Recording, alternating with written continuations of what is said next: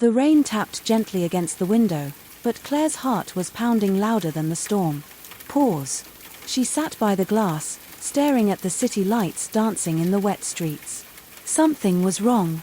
She couldn't explain it, but she felt it deep in her bones. Tonight, her marriage felt like fragile glass, ready to shatter with the slightest touch. Claire gathered Daniel's shirts from the laundry basket. She folded them one by one, pressing her face gently into the fabric, hoping for comfort. But instead of the familiar scent she knew so well, there was something else. A sharper cologne. Not the one she had bought for him. Her chest tightened. Daniel's late nights at work.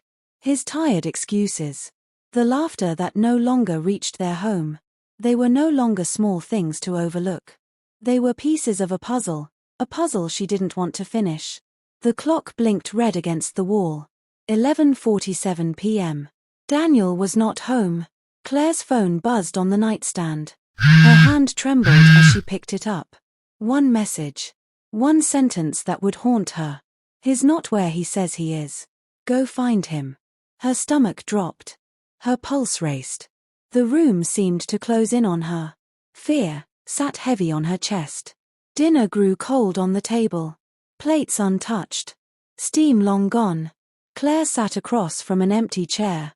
Her fingers clasped so tightly, her knuckles turned white. From the hallway. Daniel's voice. Low. Careful. Words spoken into a phone. Followed by laughter. Laughter she hadn't heard from him in months. Later that night. Claire lay awake. Beside her, Daniel faced away. His back to her. His body in the same bed. But his heart, in another world. The distance between them was only a few inches. But it felt like an ocean. The rain poured harder. Claire sat in her car, parked across from a glowing cafe. Her heart pounded against her ribs. Louder, louder. Through the steamed window, she saw him. Daniel. Her husband. He was smiling.